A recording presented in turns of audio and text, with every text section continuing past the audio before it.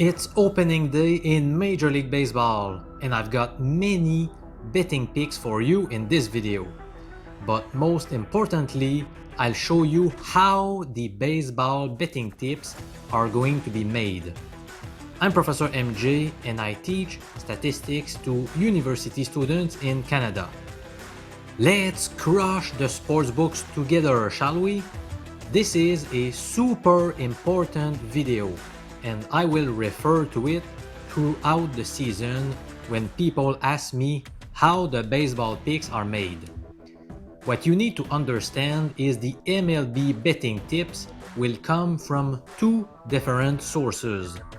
Number one, winning betting systems, and number two, a very realistic simulation program. First, let me talk about the betting systems. I've got a playlist of about 10 videos unveiling all details about many of those baseball betting strategies. They were developed after analyzing data on 7 full MLB seasons. To make things clear in your mind, let me give you a specific example. My best betting system in baseball is called the Hot Bats. It has two different sets of criteria for betting, but let me present one of them to you. Suppose a team has won its past 2 games by scoring at least 6 runs in each of those victories. If they are at home today, you must bet against them. Over a 7-year period, this strategy led to a 47.57 unit profit via 1,140 bets. That's pretty impressive, right? There are many more winning betting systems that I came up with. I strongly invite you to watch my baseball betting systems playlist. It's a gold mine of information. Now the second source of MLB picks will be my realistic simulation program. This time, if you want all details about how it works, I published a scientific article that was reviewed by other statisticians that reveals all the secrets. It's called Various Applications to a More Realistic Baseball Simulator. You can look it up if you want. Let me give you a quick overview of how it works, without going into the fine details. Basically, I wrote a super long program with the statistical software called R that simulates baseball games. More specifically, it simulates each at-bat. There are 9 possible outcomes to an at-bat in my simulator. A single, a double, a triple, a home run, a base on balls, a hit by pitch, a strikeout, a ground out, and a flyout. What the program does is pick one of those 9 at-bat outcomes according to a set of 9 probabilities. Now, how did these probabilities get fixed? This is where it gets tricky and where you might want to look at the paper I wrote. But we are accounting for the batter's statistics and obviously also the pitcher's statistics. So for example, if we have a great batter facing a weak pitcher, then the probabilities of a single, double, triple, home run, walk, and hit by pitch are higher than usual. Let me give you a quick glimpse of the program. Right here at the top, I need to specify who are the road and home teams. Each team has a number ID. In this case, 8 means the Cleveland Indians and 10 means the Detroit Tigers. Then the variable n specifies the number of games I want to simulate. The larger, the better for accuracy purposes, but the longer it takes to run the program. I have found that 100,000 games is a good compromise. The next few rows allow me to simulate games that have already started. By doing so, I'll be able to bet in play. For example, what inning are we at? Or is it the top or the bottom of that inning? Then, how many outs were there? Is there a runner on first, second, and third base? Yes or no? Now, what was the score when we start each simulated game? And finally, who was the next batter for the road and home teams? Now, when I analyze pre-game bets, I'm going to leave these variables as they appear on your screen right now. In the next section, I need to input the starting lineups, where each player has a number ID. This is actually Cleveland's starting lineup for today, April 1st, 2021. The first batter, ID number 16, is Jordan Luplow. The second batter is Cesar Hernandez, and so on. So you've got the 9 batters, and then I also tell the program who is the starting pitcher. Same for the home team, in this case the Detroit Tigers. Alright, then the program will read a couple of files that contain all players' statistics and projections for 2021. That will be key when it comes to simulating the outcome of each at-bat.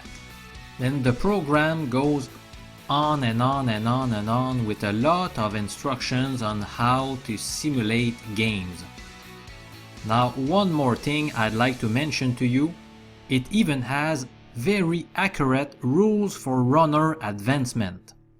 For example, if there's a runner on first base and the batter hits a double, where do runners end up?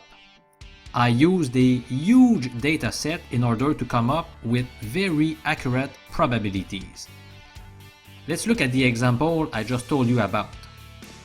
As you can see, if a guy hits a double with a runner on first base, there's a 70.5% chance that the runners end up on third and second base.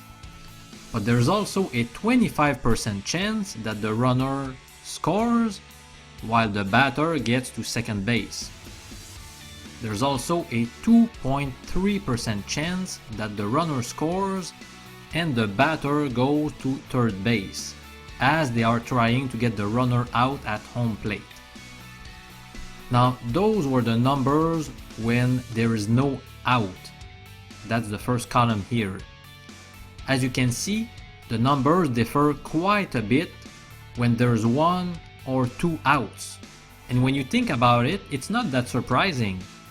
The runner on first base will try to score more often when there are 2 outs.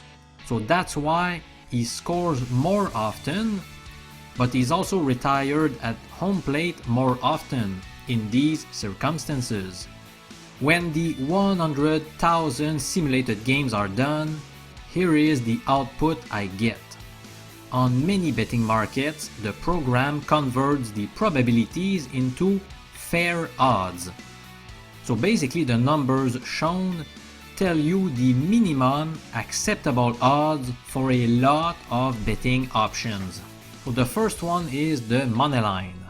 As you can see, based on my simulator, the fair line on Cleveland is minus 157 versus plus 157 on Detroit.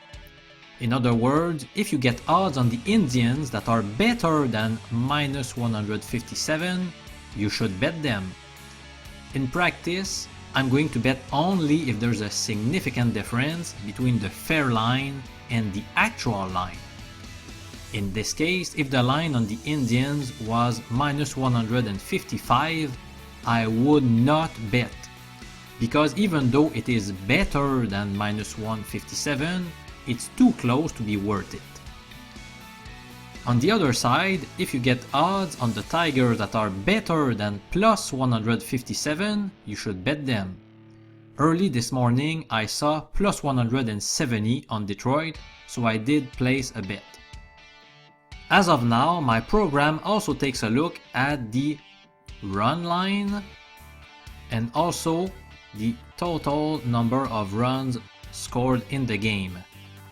It also investigates many things about the first 5 innings, the money line, the run line, and also the total. Then we have a bunch of player proposition bets starting here. First, we look at all 9 players from the road team. Will they get at least 1 hit or not? That's the same as betting over or under 0.5 total bases, by the way.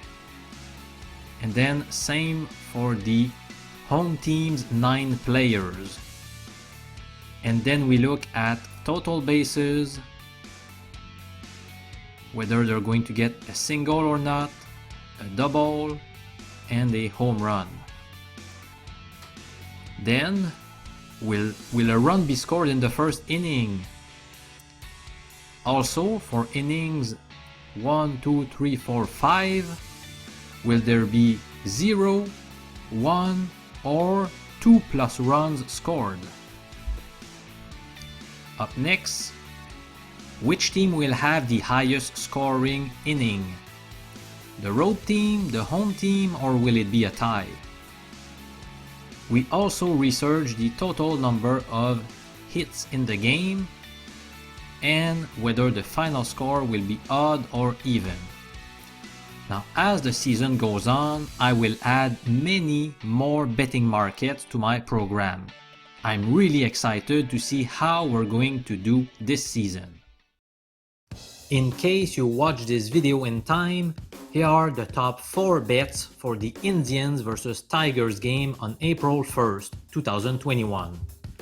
First, I'm taking the Tigers with the run line of +1.5 at +102 odds with Pinnacle. Remember that the fair line was -115 according to my simulator.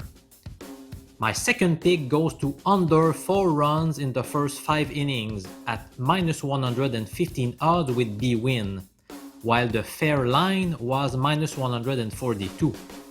Therefore, we have an expected return on investment of 11.2% on that bet. Pick number 3 is Jordan Luplow over 0.5 total bases, which is the same as betting at least 1 hit, at -134 odds with Betway. The fair line is -179, so the ROI here turns out to be 10.4%. Finally, the fourth pick is Eddie Rosario over 1.5 total bases at +150 odds with Bet365. In this case, the fair line was +123, so we have a ROI of 12.1%. I hope this all makes sense to you and that you will be part of this baseball betting journey with me. I'll have plenty of baseball bets for you, so subscribe to this YouTube channel and turn the notifications on so that you get an alert as soon as I release new content. This is Professor MJ. I'll see you soon.